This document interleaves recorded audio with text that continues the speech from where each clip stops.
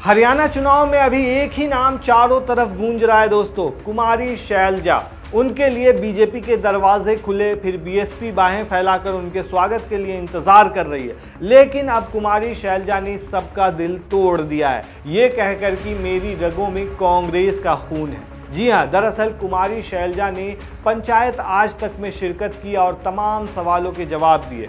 चलिए आपको मोटा मोटी बताते हैं कि उन्होंने क्या कहा और हरियाणा में उनकी इतनी डिमांड क्यों है और क्यों चारों तरफ से उनके लिए ऑफर पर ऑफर आ रहे हैं और उनके राजनीति से क्या हरियाणा के चुनाव पर क्या फ़र्क पड़ेगा। क्या ये माना जा सकता है कि वो जिस तरफ जाएंगी उधर सरकार बनेगी।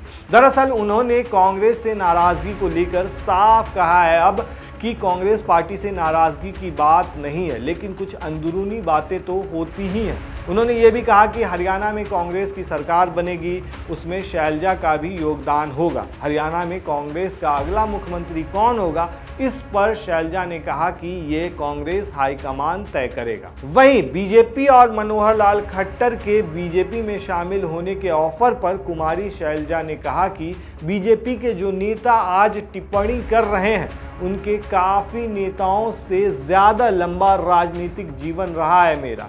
मुझे नसीहत ना दें, मुझे अपना रास्ता और मेरी पार्टी मेरा रास्ता तय करना जानती है। हम करेंगे और मजबूती से चलेंगे और बीजेपी या कोई और है, मैं जानती हूँ कि किस तरह के बयान दिए जा रहे हैं, भ्रम फैलाए जा रहे हैं कि शैलजा इस पार्टी में जा रही है तो इस पार्टी में जा रही है। उन्होंने ये तक कह दिया कि शैलजा की रगों में कांग्रेस का खून है। मैंने पहले भी कहा है कि जैसे मेरे पिताजी कांग्रेस के तिरंगे में लिपट कर गए थे, वैसे ही शैलजा भी कांग्रेस के तिरंगे में लिपट कर जाएगी।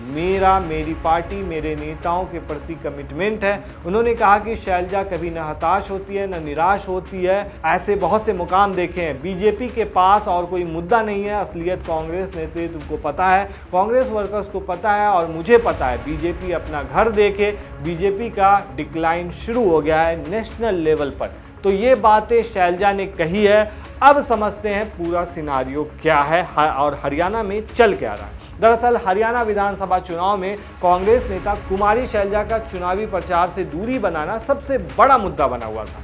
बीजेपी से लेकर बसपा तक इस मुद्दे को अब सियासी दांव चलना शुरू कर दिया था। कुमारी शैलजा अगर कांग्रेस के चुनाव प्रचार से दूरी बनाए रखती तो बीजेपी को इससे डबल फायदा हो सकता है। बीजेपी हरियाणा में जाट बनाम दलित का दांव चल सकती है। बीजेपी से लेकर बीएसपी तक इस बात का मुद्दा बनाने में जुटी है और बीजेपी नेता और केंद्रीय मंत्री मनोहर लाल, अर्जुन मेघवाल ही ने, बीएसपी के कोऑर्डिनेटर आकाश आनंद तक ने कुमारी शैलजा को अपने दलों में आने का ऑफर तक दे दिया। इस तरह हरियाणा का चुनाव पूरी तरीके से अभी तक जो है वो शैलजा तक सिमट कर रह गया था। दरअसल कांग्रेस की दिग्गज नेता और पार्टी की दलित चेहरा माने जाने वाली कुमारी शैलजा 12 सितंबर से साइलेंट मोड में थी। विधानसभा चुनाव प्रचार में तो अभी तक न उतरी है, जिसे विपक्षी दल कांग्रेस के खिलाफ चुनाव में सियासी हथियार बनाने में जुटा हुआ था। बीएसपी और बीजेपी की तरफ से शैलजा को ऑफर पर ऑफर देकर चुनावी एजेंडा सेट किया जाने लगा था। अब बीएसपी प्रमुख मायावती ने कुमारी शैलजा के बहाने दलित नेताओं और अपने समुदाय को साधने का बड़ा सियासी दांव भी चला। ऐसे में देखना ये मुमकिन होगा कि इस चुनाव से किसे नफ़ा और नुकसान होता है। लेकिन अब शैलजा ने जब क्लियर सारी चीज़ें कर दी है तो कहीं ना कहीं ये बीजेपी अपने आप को ठगा हुआ यहाँ पर महसूस कर सकती है। अब चलिए समझते हैं कि दलित वोटों की क्या भूमिका है हरियाणा के अंदर। हरियाणा में इस बार के विधानसभा चुनाव में दलित वोटों को काफ़ी निर्णायक माना जा रहा है। कांग्रेस का पूरा दावेदार जहां दलित मतों पर टिका है, तो वहीं विपक्ष की रणनीति है कि लोकसभा में कांग्रेस को मिले दलित वोटों में सेंध लगाई जाए। बीजेपी के कद्दावर नेता और केंद्रीय मंत्री मनोहर लाल खट्टर से लेकर मुख्यमंत्री नायब सिंह सैनी और अनिल विज तक लगातार कह रहे हैं कि दलित होने की वजह से ही कांग्रेस ने कुमारी शैलजा का अपमान किया है। वहीं दूसरी तरफ आकाश आनंद से लेकर बीएसपी प्रमुख मायावती भी कुमारी शैलजा के बहाने दलित समुदाय को साधने का दांव चल रही है। आकाश ने कहा है कि कुमारी शैलजा के लिए बीएसपी के दरवाजे हमेशा के लिए खुले हैं। अब सवाल ये उठता है कि आखिर ठीक चुनाव से पहले शैलजा ने दूरी क्यों बनाई थी कांग्रेस से, जो उन्हें अब इतना बड़ा बयान देना पड़ा है। दरअसल सिरसा से सांसद कुमारी शैलजा हरियाणा में कांग्रेस की सबसे बड़ी दलित चेहरा मानी जाती है। विधानसभा चुनाव में कांग्रेस टिकट बंटवारे में हुड्डा खेमे को ही अहमियत मिली और शैलजा अपने 8 से 10 करीबी नेताओं को ही टिकट दिला सकी हैं इस बार। इतना ही नहीं, वो अपने ओएसडी डॉक्टर अजय चौधरी को भी टिकट नहीं दिला पाई।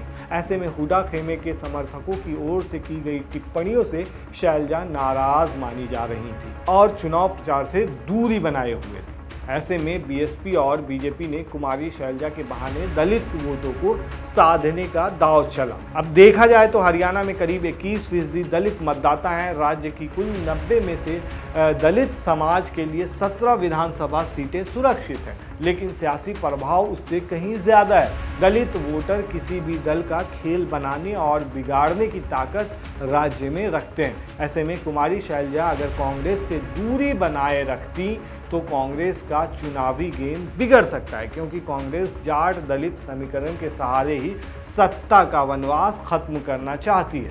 अब ये समझना जरूरी है कि शैलजा के आगे पीछे क्यों डोल रहे हैं सारे पार्टी के नेता। दरअसल ये है उनके सीटों पर प्रभाव, मतलब कितने सीटों पर वो प्रभाव रखती हैं। दरअसल कुमारी शैलजा का सियासी प्रभाव पंचकुला, अंबाला, यमुनानगर, हिसार और सिरसा की 20 विधानसभा सीटों पर है। शैलजा की नाराजगी से इन सीटों पर पार्टी का समीकरण गड़बड़ा सकता है। ये सारी सीटें कांग्रेस की पारंपरिक सीटें रही हैं, क्योंकि सिरसा से कुमारी शैलजा इस बार लोकसभा चुनाव जीती है और उनकी नाराजगी का लाभ बीएसपी और बीजेपी उठाना चाहती है, इसलिए उन्हें अपनी पार्टी में आने का खुला ऑफर दे रही थी। अब देखा जाए तो बीजेपी को कोटे के अंदर कोटे में आरक्षण देने से कई सीटों पर लाभ हो सकता था। इससे दलित बहुल इन 15 से 20 सीटों पर बीजेपी की स्थिति अच्छी नहीं कही जा रही है। चुनाव से ठीक पहले बीजेपी की हरियाणा सरकार ने दलित समुदाय को मिल रहे 20% आरक्षण को 2 हिस्सों में बांटकर बड़ा सियासी दांव चला है। ऐसे में शैलजा के जाने से बीजेपी को डबल फायदा हो सकता था।